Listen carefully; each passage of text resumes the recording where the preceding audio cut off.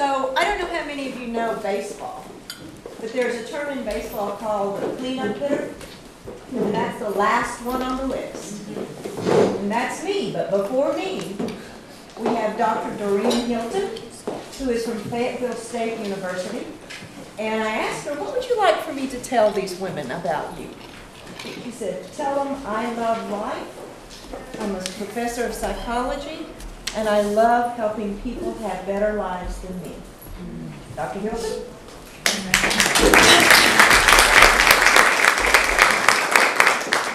Good afternoon. Good afternoon. I'm just absolutely thrilled about this initiative, and I'm so humbled to be a part of it today. Let me give you very quickly a warning about the danger of me standing here.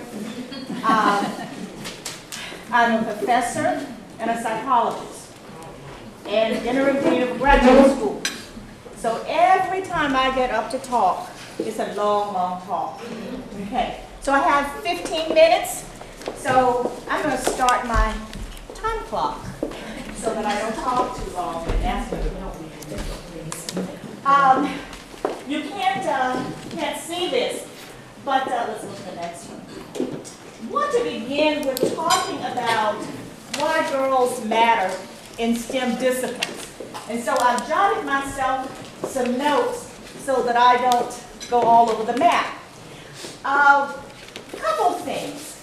You've heard about the number of women and what we do in North Carolina.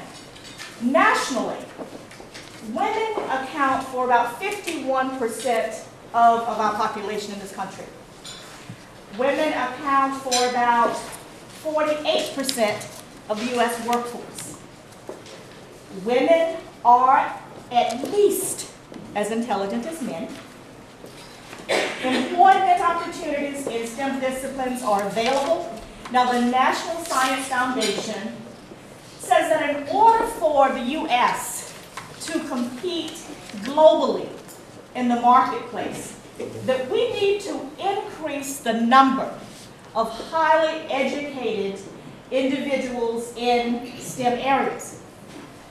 The NSF estimates that STEM-related jobs will be the fastest growing jobs nationally. In addition to there being an increase in STEM jobs becoming available because of growth, there will be positions that are currently filled in STEM disciplines becoming available due to retirement. And so we matter. We need to be at the table doing research, making decisions, and having conversations about areas that pertain to women. Now, if you're not familiar with the acronym STEM, it stands for Science, Technology, Engineering, and Mathematics. Let's look at some gender disparities in STEM disciplines. Women comprise 48%, 49% of U.S. workforce. Yet, when we look at STEM disciplines, we account for only 24%. So that's half. There are 2.5 million college-educated working women with STEM degrees in this country, compared to 6.7 million of men. That's dismal, isn't it? So disappointing. Yes. College women are less likely than college men to major in STEM disciplines. That's not surprising given the figures that we've looked at. Now, this is even more concerning to me, is that women who major in STEM disciplines are less likely than men to actually work in STEM disciplines. About 40% of men with STEM college degrees are employed in STEM jobs and careers. About half women are so employed in STEM college careers and jobs. Now, let's look at some possible contributing factors for these disparities. And note that I'm emphasizing possible and contributing factors. One is a lack of female role models. If you look at folks talking about the history of science, you will hear names such as Aristotle, Benjamin Franklin, Sir Isaac Newton. You've heard all these names? How about Marie Curie? Have you heard of Marie Curie? Most of you have not. Marie Curie won not one, but 2 Nobel Prizes for her scientific discoveries. But you don't hear a lot about her. What about Barbara McClintock? Her work in genetics, who also earned a Nobel Prize. Mae Jemison, a physician who was also the first African-American astronaut. When we don't see women depicted in STEM disciplines, it's very easy to conclude that we don't exist. And if folks conclude that we don't exist, guess what?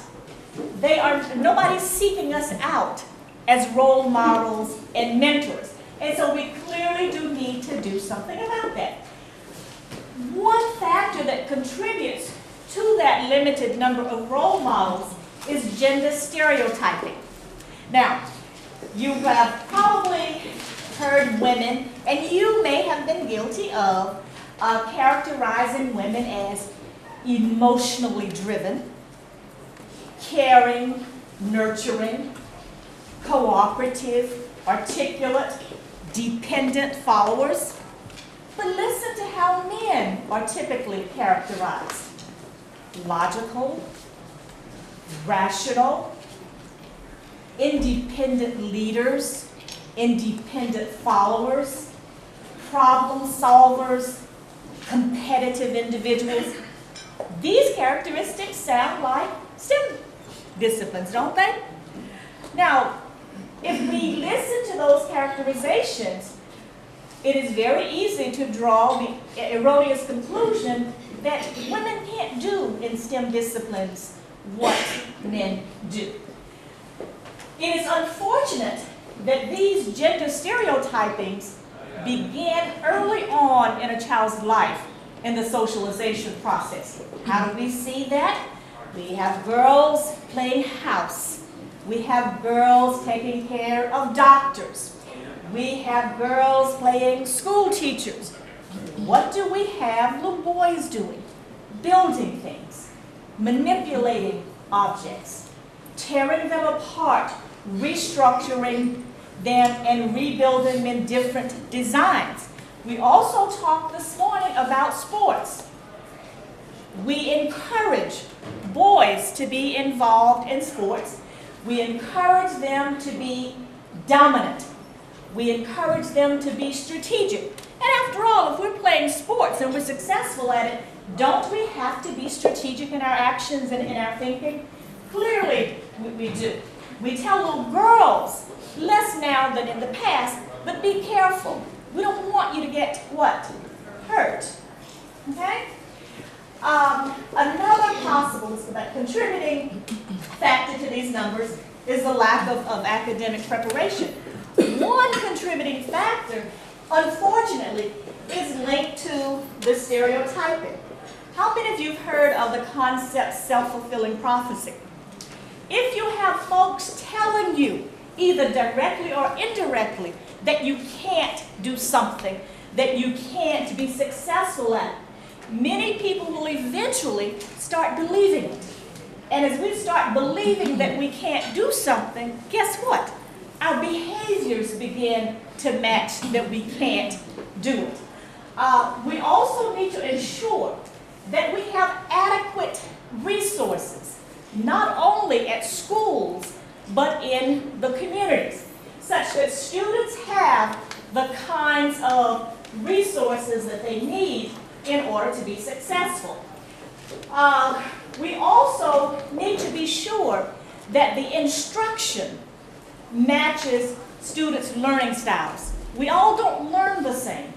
We all, and you've heard this time and time again this morning, we all don't come from the same areas with the same privileges, with the same opportunities.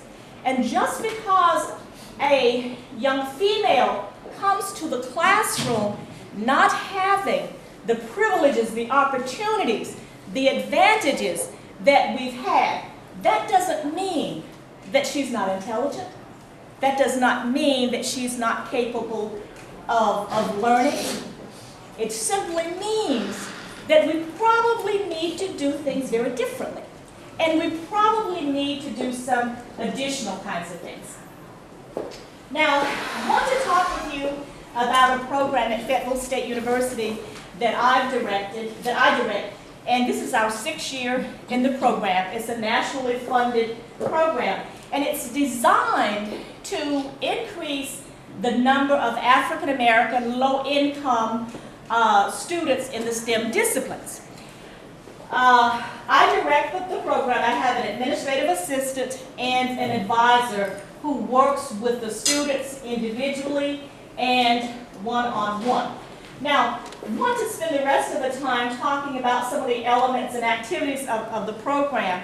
And as I reflected on the confidence, and courage terms that the council is using, I got even more excited about the connection between what we're doing and what the council is doing. We began with offering students scholarships. And as I tell my students in the program, this is not chump change. Our students get $15,000 a year to help them with tuition. In addition to working with our program counselor, they must be assigned with an academic advisor and a research mentor. And we help them with that pairing because we want to be sure that they are paired with folks who really want to work with them, who want to encourage them, who want to empower them. We don't want them paired with folks who will be discouraging to them. We have monthly meetings. These meetings are required, and we talk about, I spend lots of time talking about my journey to get where I am. And I think that's very important that we all do that. Because younger people tend to look at us and think that we have made it and that it's an easy journey, that you have to be really, really smart to get to where we are and what we've accomplished. And we all know that that is not the case. And so I very freely talk about my journey, and I'll share a little bit of that later. We also do a lot of workshops. We do workshops on writing resumes, writing personal statements. We encourage them to go on to pursue doctoral degrees and other advanced doctoral degrees. We do financial planning. We want our students to learn to manage what little money you have now, because we tell them you're going to make it big. And when you get to making it big, we want you to know how to invest, how to budget, how to use what we have. Because we know that to be successful in STEM disciplines or in any discipline, you have to have a well-rounded life. I spent a lot of time talking about problem solving and negotiation within organizational structures. Sometimes the student will say to me, well, I've finished my thesis and I'm ready to defend, and my committee says, no, you're not ready. Would you do something about it? So I say, well, yes, I am. And what I'm going to do about it is to help you understand how this process works. And I'm going to help you to understand how to talk to your committee, how to work with your committee. Because to be successful in anything, we have to understand the organization within which we work and live and how to negotiate.